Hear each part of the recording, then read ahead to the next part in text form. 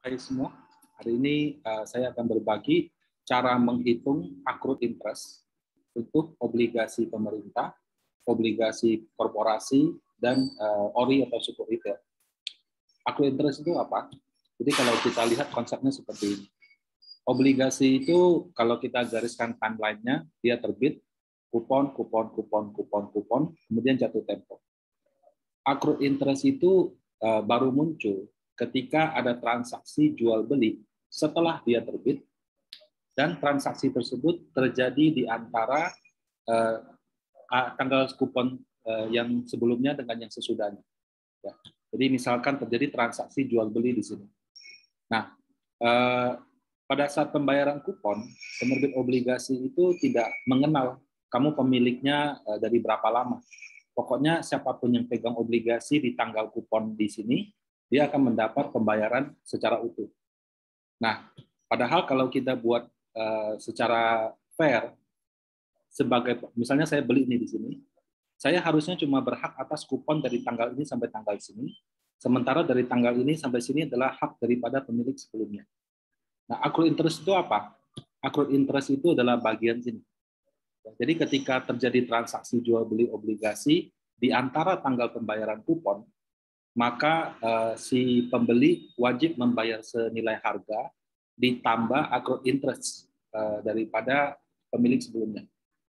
Cara hitungnya seperti apa? Silakan masuk ke Excel yang sudah saya siapkan. Ya. Jadi kalau kita ingin menghitung accrued interest, kita harus menentukan kupon sebelumnya, ya, kupon sesudahnya, atau kupon berikutnya. Nah, kalau obligasi negara itu 1 tahun bayar kupon 2 kali. Jadi kalau dia bayar 15 Juni, berarti Juni, Desember. Kalau dia bayarnya misalnya September, berarti September, Maret, gitu ya. Plus 6 bulan aja. Misalkan transaksi itu terjadi katakan di 19 November 2021. Ya. Jadi tanggal transaksi 19 November 2021. Nah, berarti sebelum dia kapan? Kita lihat aja 15 Juni, oh berarti 15 Juni 2021. Setelahnya kapan? Berarti 15 Desember 2021. Nah, tanggal kupon ini tidak ngaruh. Mau hari Sabtu, hari Minggu, tidak apa-apa, tuliskan saja.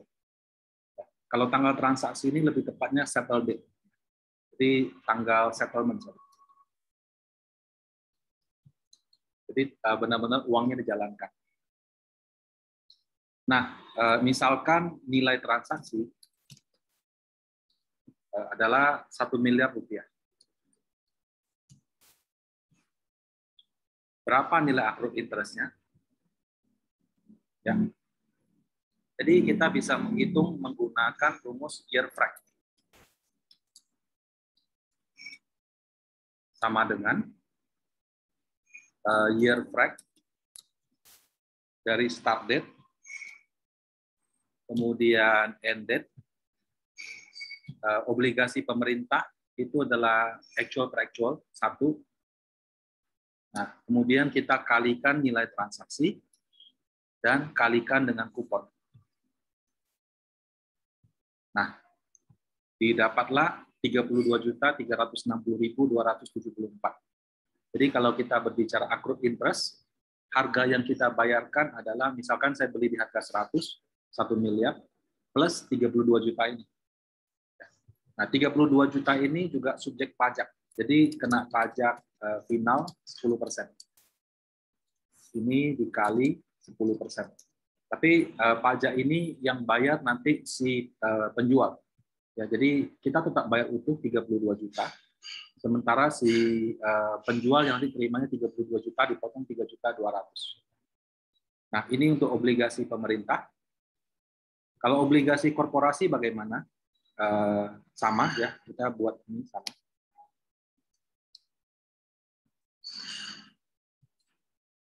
Oke.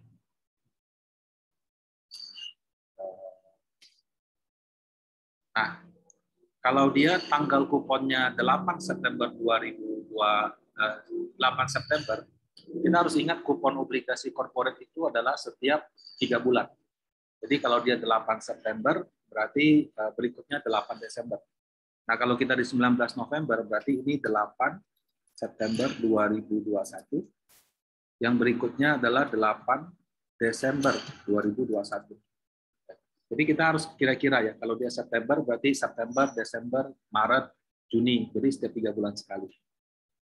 Nah, untuk menghitungnya bagaimana? Sama, year track, ke rumus Excel, start date, end date. Nah, kalau untuk obligasi corporate, basisnya adalah 0, 30/360. Atau Anda kosongkan juga dia akan pakai 0. Dikalikan nilai transaksi, dikalikan kupon. Nah, 15.700.000, kalau ini sama PPh atas pajak final. Nah, jadi ketika terjadi transaksi, yang kita bayarkan adalah 1 miliar ditambah dengan 15.700.000. Kalau misalnya harga transaksinya 100. Nah, bagaimana dengan ori atau suku retail? Ya, kita masih pakai contoh yang sama. Kita taruh di sini. Katakan nilai transaksi 1 miliar.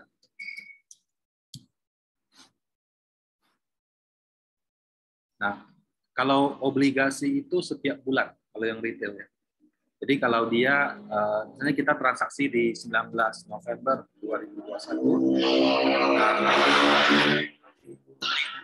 di 15 November 2021, yang berikutnya adalah 15 Desember 2021. Nah, di sini kita harus lebih intuitif, maksudnya lebih baca detail ya. Jadi tanggalnya begini, nah tanggalnya kapan, seperti itu.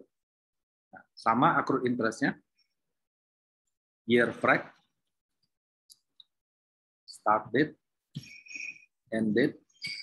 Nah, kalau obligasi retail itu menggunakan konsep yang sama dengan obligasi pemerintah. Jadi menggunakan actual per actual. Dikali 1 miliar, dikali kupon. Nah, sama seperti obligasi lainnya, atas accrued interest ini si penjual juga kena pajak final 10%. Jadi yang dia terima di bawah itu. Nah, demikian cara untuk menghitung accrued interest obligasi, baik untuk pemerintah, corporate, maupun obligasi atau suku retail. Semoga bermanfaat. Terima kasih.